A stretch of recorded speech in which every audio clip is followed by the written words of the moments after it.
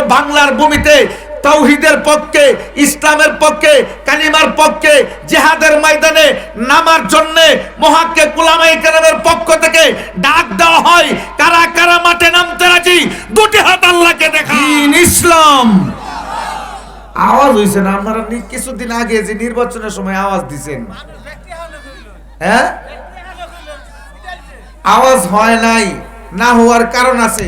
বাংলাদেশে বসেন বসেন বসেন বসেন বাংলাদেশের মানচিত্রের মধ্যে একটা জায়গা আছে সিলেট, আছে না নাই?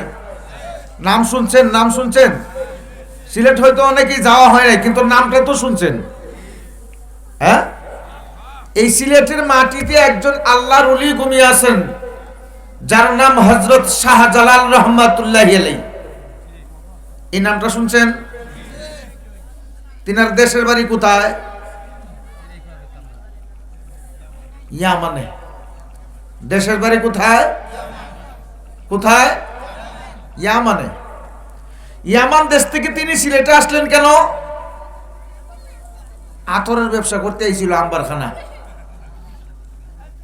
না না, দাদা ঘর লাডি বেচতে, আতর বেচতে আইছিল, রুমাল, জায়নামাজ লই আইছেন। ওটা ইলা সাথে আসিন।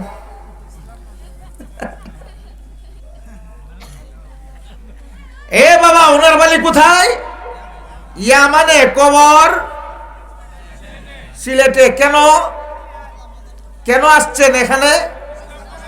ইসলাম প্রচার করার জন্য, কালিমার দাওয়াত নিয়ে আসলেন, তাওহীদের দাওয়াত নিয়ে আসছিলেন। জোরে কোন ঠিক না বেটে?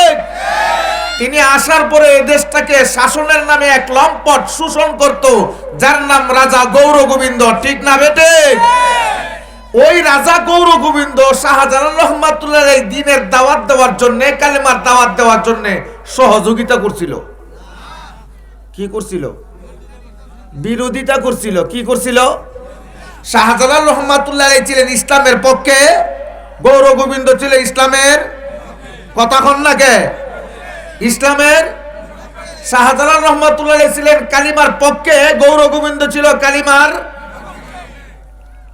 শাহজালাল রহমাতুল্লাহ আলাইহি ছিল কোরআনের পক্ষে, গৌর গোবিন্দ ছিল কোরআনের বিপক্ষে।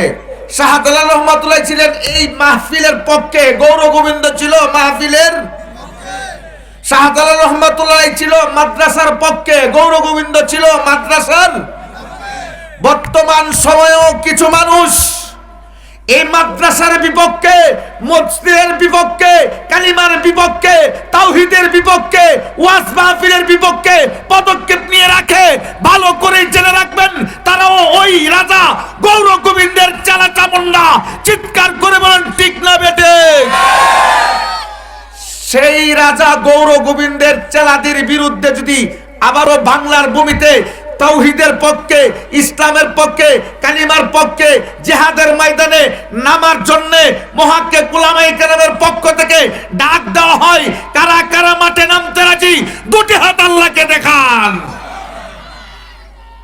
রাজি আছেন? রাজি আছেন? একটু টেস্ট করে দেখি। যারা যারা রাজি আছেন নিজের জায়গা থেকে দাঁড়িয়ে যান। আমিও দাঁড়াইছি।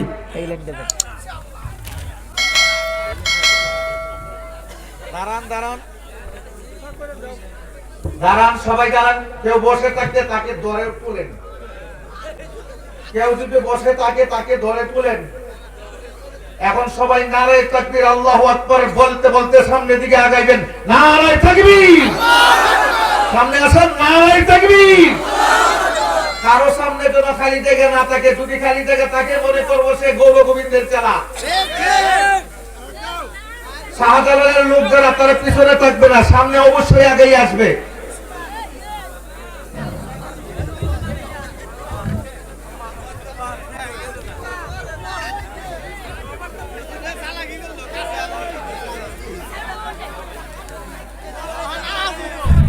এই সুবাদে কেউ যদি যাওয়ার তাকে চলে যাক।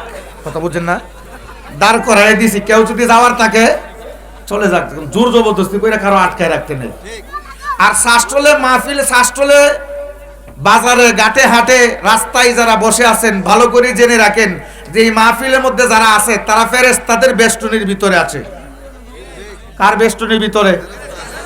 আর যারা রাস্তাঘাটে দাঁড়িয়ে আছে, শাস্ত্রলে বসে আছে, তারাও ফেরেশতাদের বেষ্টনীর। কার কার কার? আরো জোরে, আরো জোরে। এখন বুঝেন, আপনারা শয়তানের বেষ্টনীর ভিতরে থাকবেন নাকি ফেরেশতাদের বেষ্টনীর ভিতরে আসবেন? আপনারা তো আসেন। ওরা যারা ফেরেশতাদের বেষ্টনী ছাইরিয়া শয়তানের বেষ্টনীর ভিতর আছে, তাদেরকে বলতেছি, যদি মনে করেন না একটু সুবর্ণ সুযোগ যেহেতু হয়েছে, ফেরেশতাদের বেষ্টনীর ভিতরে ঢোকার মতো একটু জায়গা ব্যবস্থা যেহেতু আছে, একটু সময় যায় হইলেও ফেরেশতাদের বেষ্টনীর ভিতরে বৈশা নেক দোয়াটা নিয়ে আসি, এই মনে করে যদি কেউ আসতে চাই, তার জন্য রাস্তা খোলা নাকি বন্ধ? হ্যাঁ, খোলা। আরো কিছুক্ষণ আলোচনা চলতো ইনশাল্লাহ।